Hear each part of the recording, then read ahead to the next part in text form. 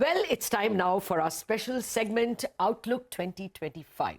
How will Indian markets perform in the coming year, which is just about 8 days away?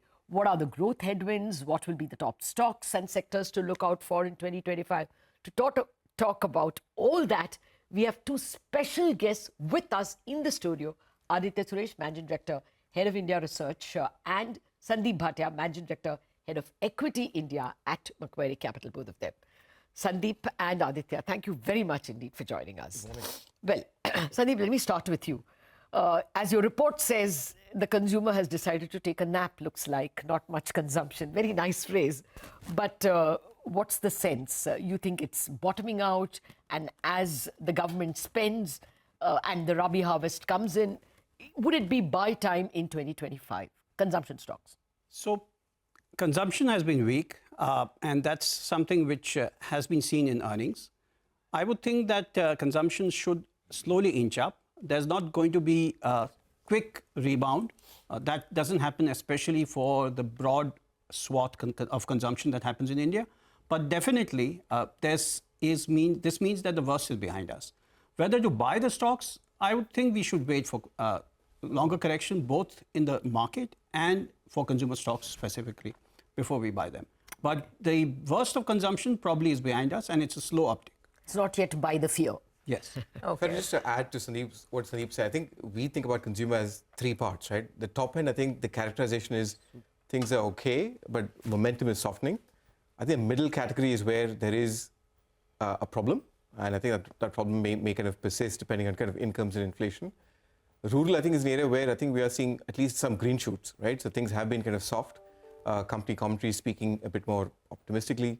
The data as well is starting to improve a little bit. So I think, in those three categories, within this top end still looks relatively better place, but in there, momentum is softening. But a lot is already in expectations. That's, I guess, a problem for these consumer stocks. I mean, people will always argue on valuations, right? Sandeep, I remember you've been cautioning, on the markets for a while now in our previous conversations. In fact, I think the middle of November when we had you on, you were saying you wouldn't be surprised if you see another 10% downside from here. And in individual stocks, it's really played out. Beyond the consumer, like when you look at the year as a whole, I mean, the whole hope is on this government capex picking up, right? But beyond that, is there anything that can turn the tide? What can turn the tide is that if India manages the Trump presidency well. India is one of the few countries which, besides the US and China, is entirely domestic driven. But for the first time, I would say, the way the world is positioned, the US is actually pivoting in a major way. The US has been the consumer of last resort. The growth model, which India did not implement in the 70s and thereafter, was export to the US, be allied to the US. And that has been a very slow and painful path for India to take. Even now, we are primarily a domestic-driven economy. But we are now definitely looking to be more closely connected with the US.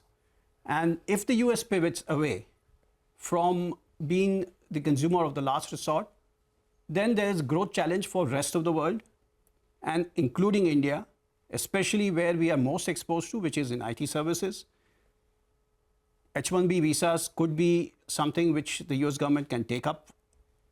So all these issues, if Trump comes down with a sledgehammer on tariffs or on some policies which make it difficult for our businesses to operate, there could be a correction in the market. There would eventually be a reset, and Indian companies will come out stronger and better. But there would be definitely an impact on the markets. But just to one minute, with your permission, Aditya, you tell me. I would respect Victor Schwett's a great deal. The Macquarie Capital thinker. What does he say about the global, fund movement? There is a point. I mean, dollar cannot go on 108, 109. As well, yields in the US, the US stocks. When does he see the inflection point when the US exceptionalism will stop? The short answer is in the short term, he does not see that inflection. Okay. The strong becomes stronger is kind of the mindset. Yeah, and that I guess is a problem, right? So the stronger dollar is going to be a broader problem for emerging market fund flows. Okay. Within that context, India has not seen any meaningful fund flows in the past 3 years and 4 years. So is that really going to be a tailwind here for markets for the next 12 months. We don't see that necessarily. Okay, sorry, Surabhi. No, so I was actually asking you something on similar lines, that in fact the fact that we've been more domestic driven, doesn't that actually help us and work in our favor in case we get this tariff blow? And while I take your point completely on the US being the consumer of last resort right now, it's doing so well, right? That's why the money is rushing back there. So again, what should we, beyond IT services, from the global arena, what should we be fearful of? I mean, on the flows point that Aditya made, you see any changes there at all? So a strong US dollar is bad for all equity inflows into emerging markets as an asset class.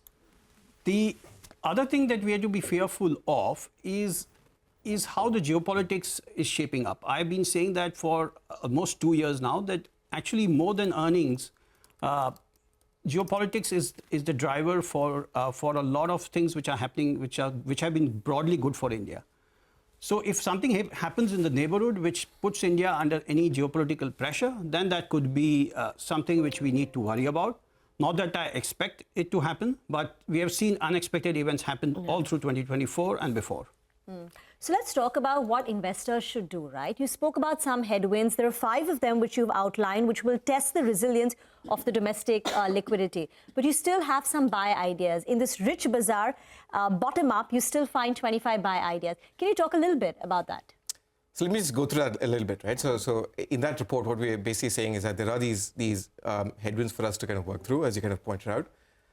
But it's not to say that India as a market, we can't find bottom-up buy ideas. So within our coverage, there are these 20, 25 odd kind of ideas which we still find and we still like, and it's attractive. At a sector level, when I kind of aggregate up where we are a bit more optimistic, it ends up being we're far more optimistic on telecom and IT compared to the benchmark. We're a bit more optimistic on healthcare as a space. We end up being neutral on financials.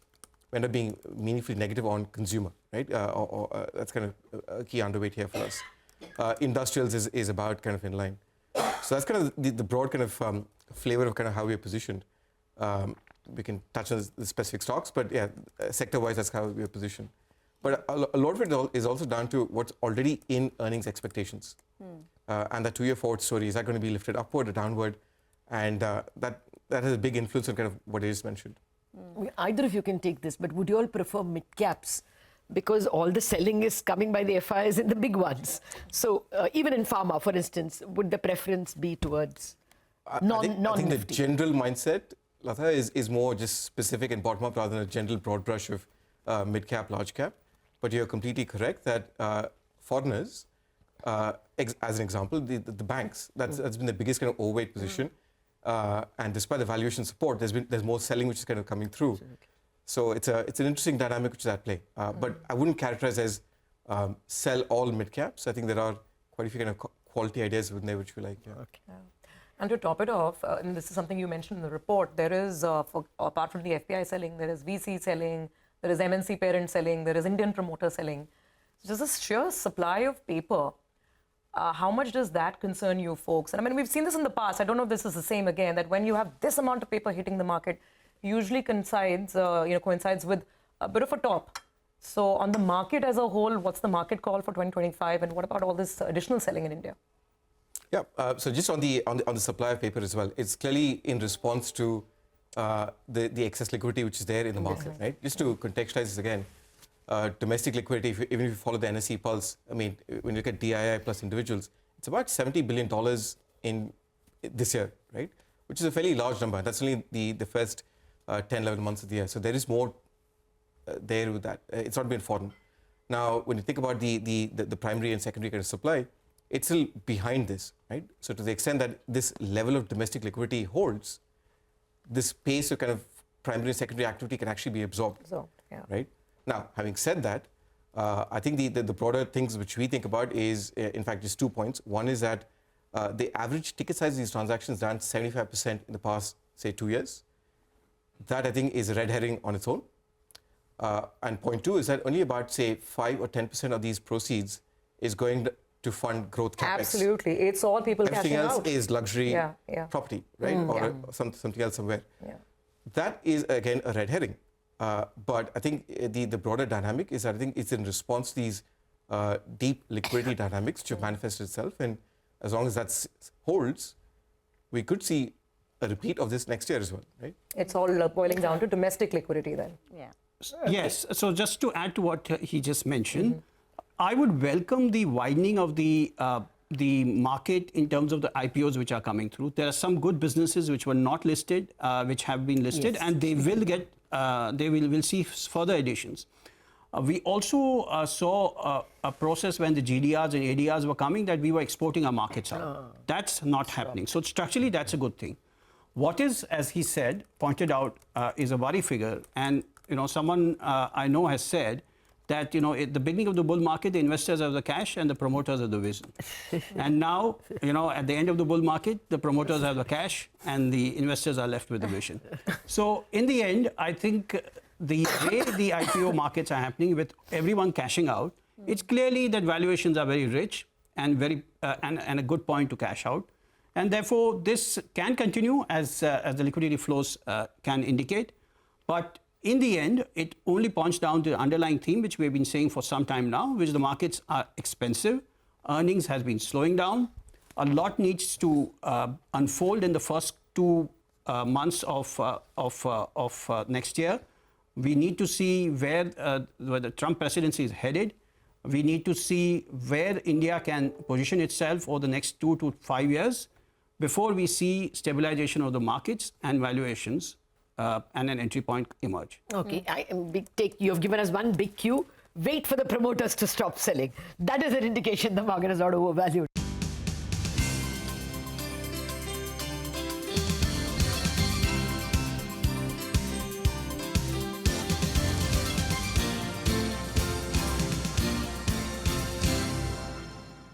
IT stocks, I mean, after Accenture told us, would it be a buy?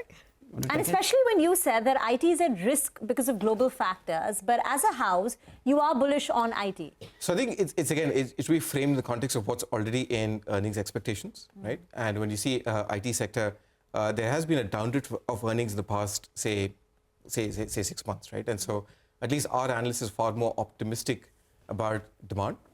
And the call is that you're going to see revenue beat on the upside, plus there is marginal expansion. So he's selectively optimistic again on the IT space. It's not like we're going to buy the entire sector and buy all the large caps. So we do like a few mid caps, we like the TCS, HCL, these type of things, persistent in the mid caps. So yeah, but that's one area where we are a bit more optimistic relative to where expectations are at. Okay, so that's IT. So let's recap. I mean, we've taken all the headwinds that you've played out on board. Apart from IT, where do you see relative safety? Or I mean, when you say you have to be buying when eventually there's a correction, time or price correction. So I think banks are a good place. Okay. Banks' valuations are not as demanding. I think the other thing which anyone who's been long enough in the market realizes is that the banking sector was the Achilles heel of India. In the last 10 years, there's been significant positive structural improvement. In addition to the fact that the fisc of the center has definitely improved. In fact, I would think that other than people give a lot of importance to the China plus one factor, but these are the domestic factors, whether it's the Indian fisc, whether it's the banking sector, and also the relative political stability that India has seen, and therefore consistent policy direction in a broad sense, both for economics and for the foreign policy. All that has contributed to India emerging as an important pole in the emerging market universe.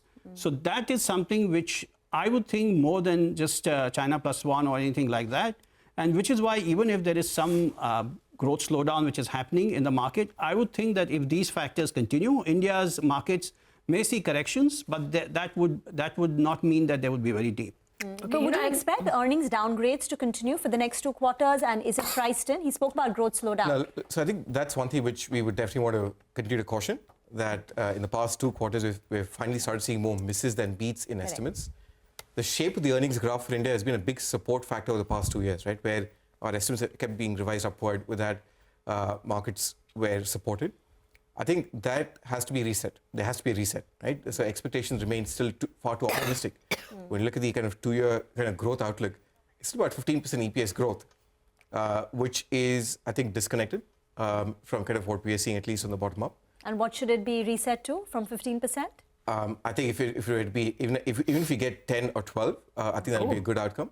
And is that But are you priced in? expecting that for FY26? For FY26, yeah. So we are at between 10 to 12%. But even that, I think there is an element of optimism in those estimates already baked in. When I look at kind of what's happening on a quarterly basis and look at the trend there, it's not consistent with that outlook. So there is hope to get to that 10 to 12%.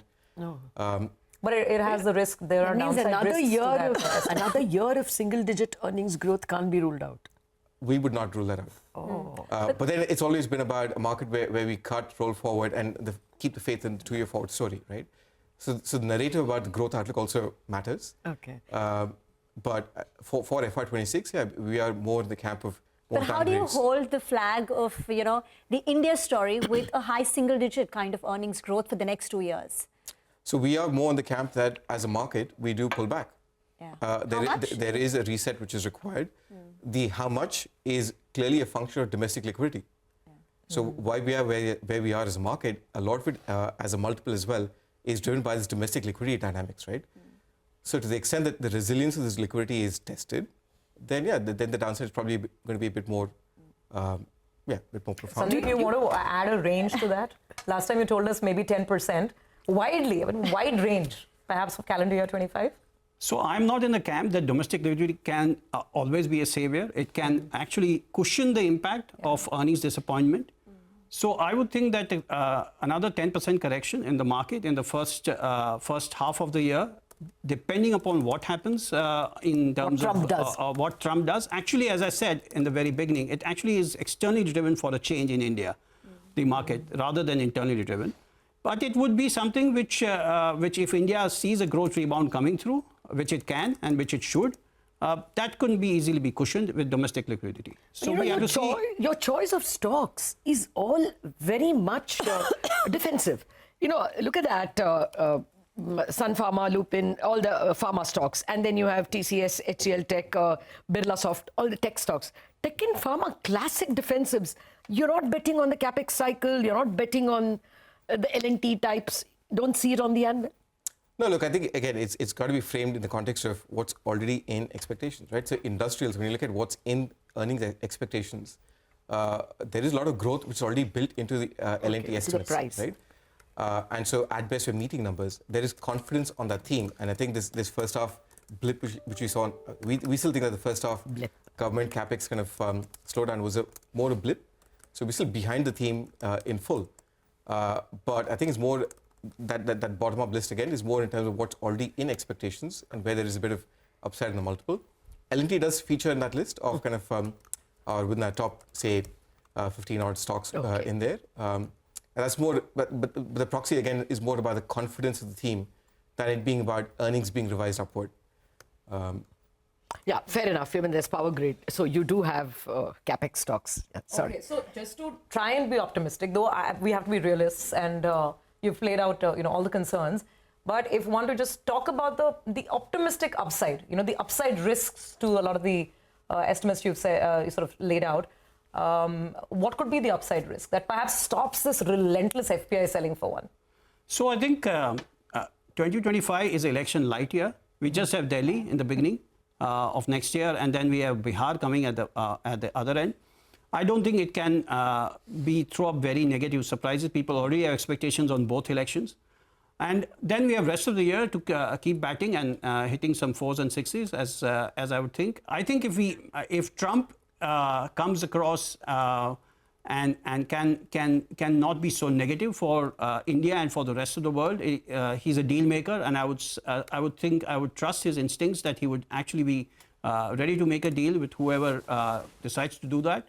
We would have stability on the broad global macro. And if that happens, India's underlying growth story will re-emerge very quickly. By the second half of the year, most of it will be visible, and the markets will start. Even before the earnings come through, once we have stability on these fronts, the market can easily rally from the second half. So it's actually, my view is that the first quarter is very important. After that, we will know where we stand. And in the emerging markets, where is it that Macquarie has the highest conviction? in the first half and in India. the second. India? Yes. Despite the optimism, FISL. at last. But we have Macquarie thinks that the US, India, and Japan, and as you said, in emerging markets, it's India. It's India. So these are the countries which are have the most degrees of freedom to deal with anything that's thrown at them. Okay, let me push my luck then. Top 3 conviction calls in India.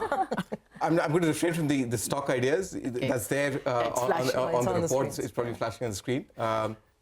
But yeah, I mean, as a market, and to start towards Sandeep saying, I think the characterization is really about 2 steps forward, 1 step back. I think now the next 6-12 months about the 1 step back before you go 2 steps forward. Within that dynamic, our mindset is defensive. In that defensive construct, our positioning is in IT, pharma, and financials. Okay. IT, pharma, and financials. And hoping for a better second half of 2025. That's where some of the positives maybe. Maybe second quarter. Maybe second quarter itself, so it's not that bad. Yes. Good. Nice. So if we push you hard enough, we get an advancement. Thank you very much. Thank you, gentlemen, and wish you a very, very happy 2025 to you, your teams, and of course, all your near India ones. Happy holidays. Happy holidays. Thank you. Thank you. Thank you very much for joining in.